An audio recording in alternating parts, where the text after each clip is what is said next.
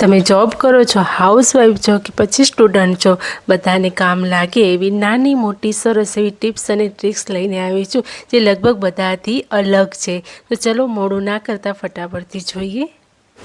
તો ભેજવાળું વાતાવરણ હોય કે ગમે તે સિઝન હોય, ક્યારેક બટાકા આવી રીતે ઉગવા લાગતા હોય છે. તો આ બટાકા ઉગી જાય તો શું કરવાનું? સૌથી પહેલાં તો બટાકાને તમારે ધોઈ લેવાના છે. ધોઈ લીધા પછી કોરા કરી અને આવી રીતે જે ઉગેલો ભાગ હોય ને એને આપણે કાઢી લેવાનો છે.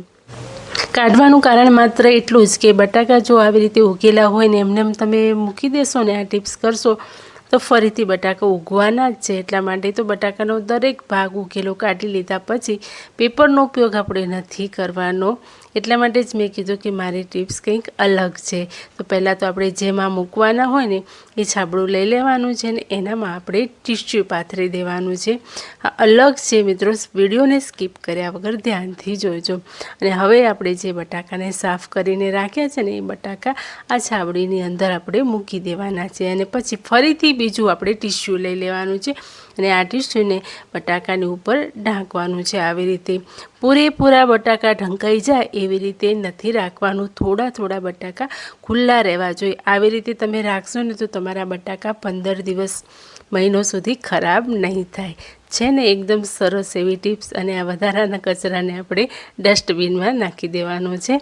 તો હવે જોઈ લઈએ આપણે આગળની ટિપ્સ.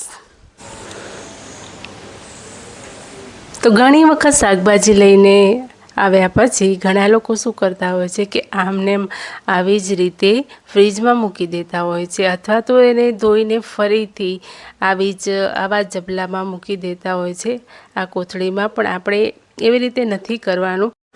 તો આપણે સૌથી પહેલાં લઈ લઈશું છાબડું. એની અંદર બધા જ મરચાંને કાઢી લઈશું. અને આ મરચાંને પછી બધા જ કાઢી લીધા પછી મેં અહીંયા વધારે જ લીધા છે, કેમ કે સ્ટોર કરવા માટે વારે માર્કેટમાં ના જવું પડે એટલે. તો સ્વચ્છ પાણીથી આપણે આ મરચાંને 2-3 પાણીથી ધોઈ લેવાના છે, કેમ કે મરચાં ઉપર અત્યારે ગંદકી વધારે લાગી હોય છે. ગમે ત્યારે તમે લાવો ત્યારે સાફ તો કરવા જરૂરી છે. પછી આપણે એને એકદમ સરસ કોટનના કપડામાં મૂકી અને આવી રીતે સાફ કરી લેવાના છે. એની અંદર પાણી જરા પણ ના રહેવું જોઈએ. જો પાણી હોય ને એના લીધે જ બગડી જતા હોય છે. તો હવે મેઇન ભાગ હવે આવે છે કે બધા તમે લોકો શું કરતા હોય છે કે આવી રીતે મરચાં લીધા, સાફ કરી લીધા અને પછી એના દાંડલાને આપણે કાઢી દેતા હોય છે, અથવા તો દાંડલા સાથે જ ઘણા લોકો મૂકી દેતા હોય છે. તો દાંડલાથી જ મરચું ખરાબ થતું હોય છે. એ પહેલાં આપણે જાણી લેવું પડે ક્યાંથી વસ્તુ ખરાબ થાય છે ને એ મૂળ ભાગ જો આપણને મળી જાય ને તો પછી આપણે શાકભાજીને સારી રીતે સ્ટોર કરી શકીએ છીએ. દાંડલો તોડતી વખતે આમ બટકી જાય ને તો પણ મરચું ત્યાંથી ખરાબ જલ્દી થઈ જાય છે. એટલે દાંડલાનો જે ભાગ હોય ને એ બધો જ આપણે કાઢી લેવાનો છે આવી રીતે. અને દાંડલામાં આપણે એક સરસ મેજિક કરવાનું છે, એ આપણે આગળ જોઈએ. તો લઈ લેવાનું છે આપણે તેલ, જે તમે કિચનમાં વાપરતા હો ને એ તેલ લઈ લેવાનું છે ને એને આવી રીતે દાંડલા પર લગાડવાનું છે. આજ સુધી કોઈએ આ ટિપ્સ તમને નહીં બતાવી અને ગેરંટી સાથે કહું છું કે આવી રીતે તેલ લગાવવાથી મરચાં ખરાબ નથી થતા મહિના સુધી. બસ એની અંદર મોઇશ્ચર ના રહેવું જોઈએ. આવી રીતે તમને ના ફાવે તો તમે થોડું ચમચી જેટલું તેલ લઈ અને આ મરચાંમાં બધામાં નાખીને પછી હાથેથી આમ સરસ એવા તમે મસળી એટલે લગાવી દેશો ને તો પણ ચાલે. પરંતુ દાંડલામાં લગાવો તો સારું છે, કેમ કે એનાથી જ મરચાં બગડતા હોય છે. એટલે સીધું દાંડલામાં આપણે લગાવી અને પછી એક કન્ટેનર લઈ લેવાનું છે. એની અંદર આપણે ટીશ્યુ પાથરી દેવાનું છે અને પછી બધા જ મરચાં અંદર ભરી દેવાના છે. અને હા, જો તમારી જોડે ટીશ્યુ નથી તો તમે કોટનનું કોઈ પણ કપડું પણ લઈ શકો છો, કોટનની કોઈ પણ બેગ પણ લઈ શકો છો. એવી રીતે તમે કન્ટેનર ના હોય તો એવી રીતે પણ તમે મૂકી શકો છો, પણ એમાં મરચાં તો પણ વધારે દિવસ નથી રહેતા. આવી રીતે તમે એરટાઇટ કન્ટેનરમાં ભરશો ને તો મરચાં તમારા 1 મહિના સુધી ખરાબ નહીં થાય.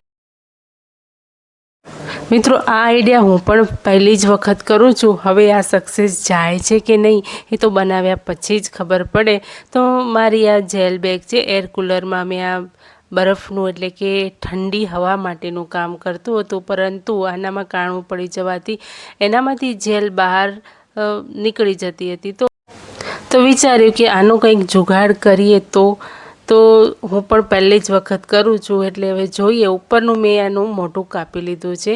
કાપવાથી અંદરથી નીકળે છે એક સરસ જેલીનો ભાગ, એટલે જેલીનું જ હોય છે, જેલ બેગ છે એટલે અંદર જેલ જ નીકળે.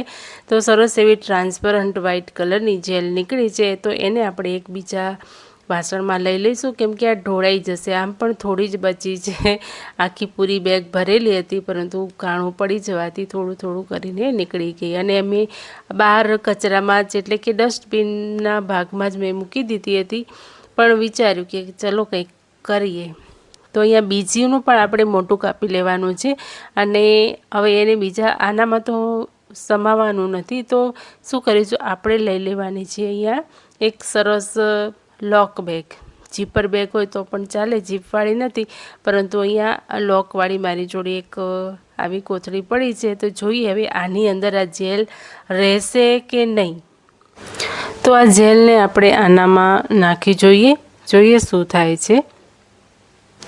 મિત્રો, વિડીયોને આગળ જોઈએ એ પહેલાં મારી તમને બધાને એક નમ્ર વિનંતી છે, રિક્વેસ્ટ છે કે તમે લોકો મારી આ ટિપ્સ અને ટ્રિક્સ, અમારા વિડીયો ક્યાંથી જોઈ રહ્યા છો અને કયા શહેરથી, કયા ગામથી જોઈ રહ્યા છો, તમારું નામ શું છે એ મને કોમેન્ટમાં જરૂરથી જણાવજો. જેનાથી મને તમારી કમેન્ટ વાંચીને મને ખૂબ જ ખુશી મળે છે અને મને મોટિવેશન મળે છે નવા આવા આઈડિયાઓ લાવવાનું અને વિડીયો બનાવવાનું. તો જરૂરથી કમેન્ટ કરજો.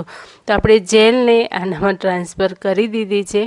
તો બીજા જે વાટકામાં છે ને એને પણ આની અંદર જ મૂકી દઈશું. મારી જોડે આ મોટી બેગ છે, આનાથી નાની હોય તો પણ ચાલે. અને મિત્રો, તમે આ ચેનલને હજી સુધી સબસ્ક્રાઈબ ના કરી હોય તો સબસ્ક્રાઈબ કરી અને તમારા ફ્રેન્ડ ફેમિલીમાં જરૂરથી શેર કરજો. હવે આપણે જેલને અંદર રેડી દીધી છે. હવે ઉપરનું લોક આપણે લગાવી દેવાનું છે, સરસ એવું કરી દેવાનું છે.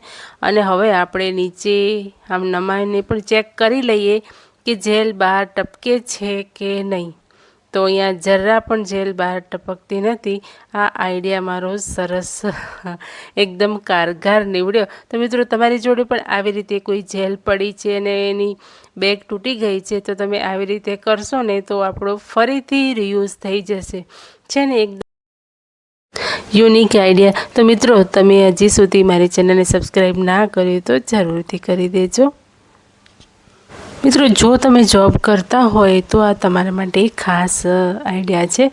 તમારા કોઈ પણ આવા ડોક્યુમેન્ટ હોય જેને તમે પર્સમાં લઈ જતા હોય ને વરસાદની સિઝનમાં ક્યાંક પલળી જાય કે કંઈક એવું ઘટના બને, તો જેના લીધે ડોક્યુમેન્ટ પલળી જતા હોય, તો શું કરવાનું, જે પણ હોય, આધાર કાર્ડ હોય, ફોટો હોય, ઇલેક્શન કાર્ડ હોય, કંઈ પણ હોય ને, તો આવી રીતે સેલો ટેપને ખોલીને પછી ત્યાં આવી રીતે ચિપકાવી દેવાનું છે. અને પછી થોડીક વધારે ખોલી અને ધીમે રહીને ફોટા ઉપર આંગળી મૂકવાની અને પછી પલટાવી દેવાનું છે.